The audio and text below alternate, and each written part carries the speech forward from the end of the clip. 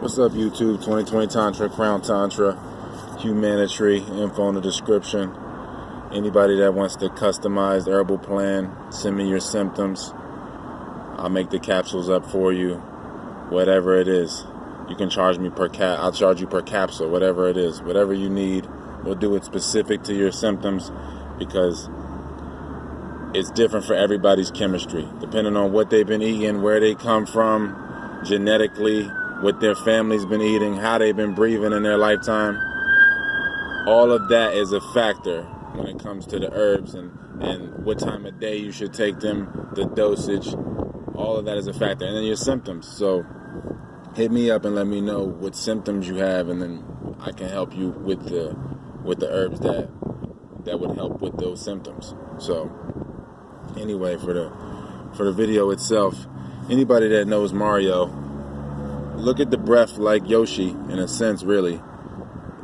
Yoshi itself equals 13 or 4, so in gematria. So, but look at the breath like Yoshi. Anybody that knows the Yoshi, you're expanding the lungs to receive, then you push the lungs in. You're pushing the lungs out to receive your soul, to crystallize it, to replenish the body, and then you exhale it to fully get rid of all the what isn't the soul.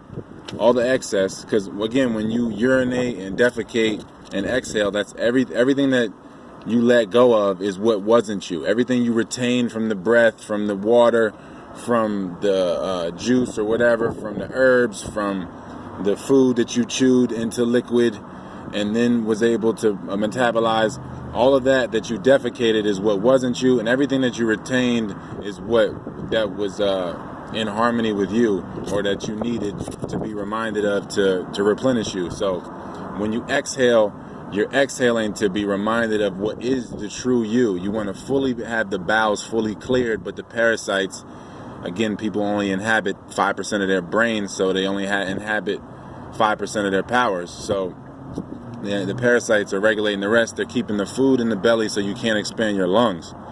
So then you expand your lungs fully, and then you can more fully exhale. And then if you can expand your lungs fully, that means your bowels are clear. So if your bowels is clear, then you can go into the depths of your subconscious. So you can go into the depths of your talents and the depths of your traumas, and then that's how you can fully evolve, going into the depths of your darkness. And then you can let the light shine through, and you can reflect the black universe that the stars sit in.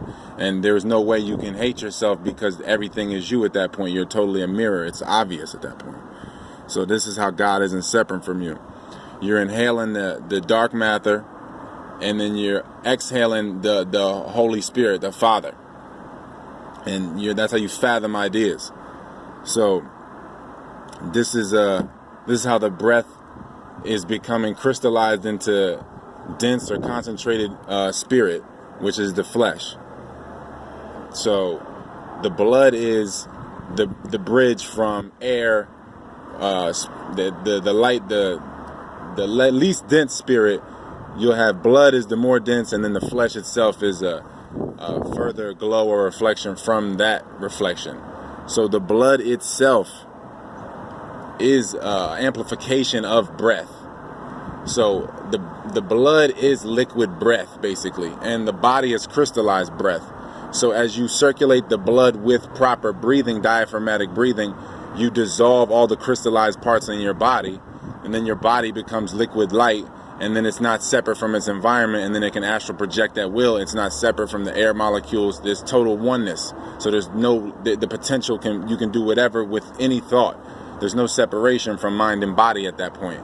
Both sides of the coin are transparent. There's no separation from the source. So new experiences or freshly arranged experiences, they produce new outcomes. These produce different events or different shapes. These events, that's what molds you. The events in your life shaped you. So your experiences shape you. You remember them to undo them so that you can continue the infinity. So you create new yous, whether internally or externally. You reincarnate every day, or externally, vicariously, however you want to look at it. So then you project, just like Sigourney Weaver projecting light years in hyperspace. Deep meditation is imperceivable to your past life bodies that aren't self-aware anyway. So you have to look at yourself more so as a seed in infinity or a seed in the darkness, but you have to be more in touch with the darkness and being comfortable with not being human, and more so being the seed within the human. And your brain and spine is the seed, and your body is the heart or the soil, the egg that you came from. So when you're going into deep meditation, the parts of you that haven't, the seeds that haven't fully developed, they can't even really perceive those states of consciousness. So all of that would just, if you were to have a past life experience of you in deep meditation, it would just seem like darkness. You'd be like, man, I went to sleep and I had 10 past life experiences, and you just didn't realize it because you were in deep meditation in all those experiences. So it was seamless. It was total darkness. So when you get into deep meditation, once you've gotten to a point where you can metabolize 6 to 8 hours of air in a day, you'll start to lose track of, there's no perception of time. Time is totally lost, and you can incorporate any quality or excorporate any quality, or what you call malaligned qualities or whatever. I know abused quality, because that's all a weakness is.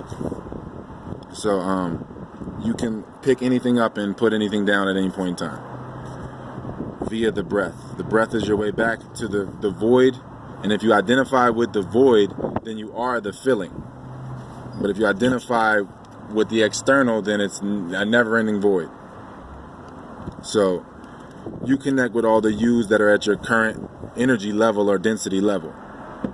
But like if you're totally infinitely black, like the scarab beetle, then you have no self, so you shamelessly rolling in infinity, with perceivable from the human eye as just dung because of the judgment. But that's just the scarab beetle reflection of you, infinity rolling in itself because it's knowing itself, returning to its mother. Again, the original God of all gods, the first name of gods, would be Sut Typhon.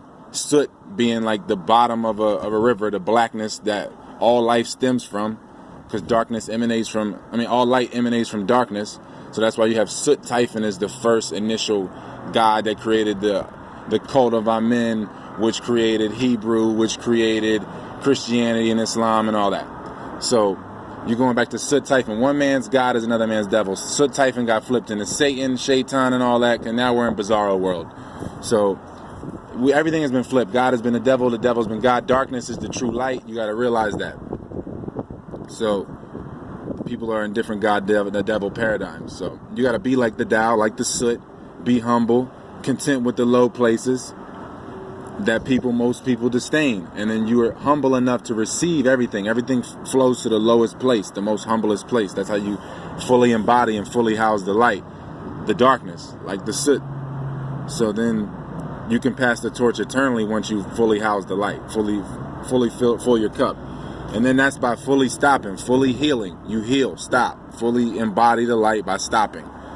Then you have eternity by not possessing it. You have it. You can pass it around. So you stop, you breathe, you heat up with the light.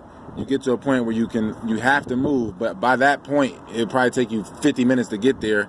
You will have inspired movement, and you will organize your day and realize what you need to do. So all your movements will be in alignment with the visuals of the source. So as long as you follow the Tao, the breath will always be there to catch you. So, and then you will walk in the light of the Lord, Nebuchadnezzar, or truth, or the Lord of all lords. You can, if you stay within, people calling the law of Ma'at, universal law, whatever. If you stay within that, the light stays within you. So if you move against that, then you move against you. Your paradigms change, and then your karma shifts. So once you know better, you do better. Most people are in a place where they subconsciously accumulate suicide every day by slowly killing themselves, but they don't want to consciously bring themselves to the realizations that will make them stop doing those things, because they know once they realize fully, wholeheartedly, that what they're doing is wrong, that the karma charge changes, and then they die rapidly. It's the same way when someone tells you you have cancer now, while you die rapidly. As soon as your mind realizes something, the karma changes. So everything changes based on your thoughts. And the breath changes your thoughts. So, 2020 Tantra, Crown Tantra, Humanity, info in the description.